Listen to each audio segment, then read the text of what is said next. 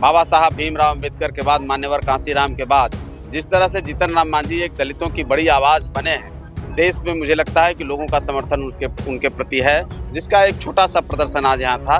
बिहार प्रदेश के लोग थे, आने वाले समय में उसका और आपको बड़ा समागम दिखेगा। जरा उनको पूछिएगा कि हेलीकॉप्टर में किनको लेके घूमते रहे पूरे चुनाव एक आदमी के साथ मछली भात खाते रहे, रील्स बनाते रहे।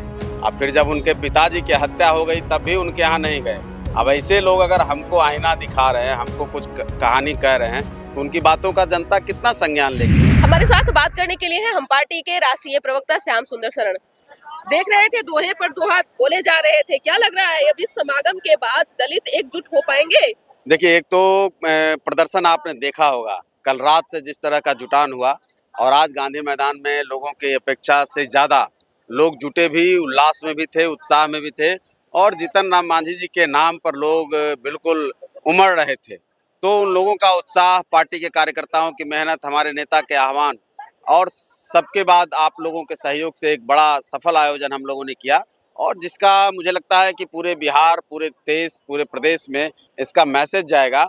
और बाबा साहब भीमराव अम्बेडकर के बाद मान्यवर कांसीराम के बाद जिस तरह से जीतन राम मांझी एक दलितों की बड़ी आवाज़ बने हैं देश में, मुझे लगता है कि लोगों का समर्थन उनके प्रति है, जिसका एक छोटा सा प्रदर्शन आज यहाँ था। बिहार प्रदेश के लोग थे, आने वाले समय में उसका और आपको बड़ा समागम दिखेगा। लेकिन आप भले ही इस समागम को लेकर के अपनी बातों को रख रहे हो, लेकिन चर्चाएं कुछ और चल रही है। कहा जा रहा है कि विपक्ष का कहना है कि एनडीए में एकजुट नहीं है। आपने पहले घोषणा की कि ये पार्टी की ओर से कार्यक्रम है, फिर आपने कहा कि हम एनडीए के सभी घटक दलों के नेताओं को भी आमंत्रित किया है। मुख्यमंत्री नीतीश कुमार आए, डिप्टी सीएम सम्राट चौधरी आए, चिराग पासवान नजर नहीं आए, उपेंद्र कुशवाहा नजर नहीं आए। तो क्या लग रहा है कि कुछ चल रहा है क्या अंदरूनी? जरा उनको पूछिएगा कि हेलीकॉप्टर में किनको लेके घूमते रहे पूरे चुनाव एक आदमी के साथ मछली भात खाते रहे, रील्स बनाते रहे। अब फिर जब उनके पिताजी की हत्या हो गई तब भी उनके यहाँ नहीं गए। अब ऐसे लोग अगर हमको आईना दिखा रहे हैं, हमको कुछ कहानी कह रहे हैं, तो उनकी बातों का जनता कितना संज्ञान लेगी। अरे भाई, पहले आप न बताइए कि राहुल गांधी और आप में क्या चल रहा है। अल्लाह बरू आए हैं तो कुछ कह रहे हैं, तो उनकी बातों को आप हमारे तरफ मोड़ने का प्रयास न करें।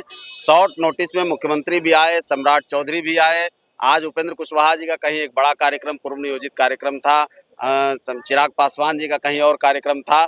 एनडीए एकजुट है, एक मुट्ठी की तरह और महाभारत के पांडव की तरह है। चेत जाए, नहीं तो ऐसे कौरवों का सत्यानाश इतिहास में पहले भी हुआ है, आज भी होगा। वो दंभ की आवाज़ जो होती है ना, वो दंभी आवाज़ जो उनकी निकलती है, उसका इलाज जनता करते रही है। एक सवाल तेजस्वी प्रसाद यादव जी जरा गांधी मैदान में कभी अपनी उपस्थिति दर्ज कराएं। पिताजी के अलावा, पिताजी के सानिध्य में तो बहुत कुछ ठीक है, कर लेते हैं, कह लेते हैं। आप उसे एक मेरा सवाल है, राबड़ी देवी से जब मीडिया ने सवाल किया कि जिस तरह से राज्यपाल ने भाषण दिया, भाषण को किस रूप में देखनी, तो उन्होंने कहा कि ई हई बात हऊ बात खाली किए, लेकिन जो बात पहले की थी वही बात को कहे। अच्छा, राबड़ी देवी जी और क्या कह सकती है। राज्यपाल के अभिभाषण पर अभी देश के प्रकांड विद्वान में से हमारे राज्यपाल महोदय हैं।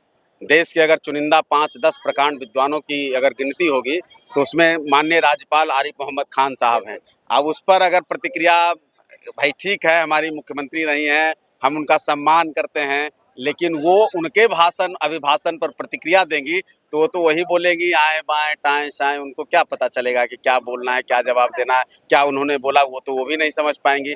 तो हम उनका सम्मान करते हैं, उन पर कोई प्रतिक्रिया नहीं है, लेकिन आए बाएं टाएं शाएं में उनकी बातें खत्म हो जाती हैं, इतना ही है।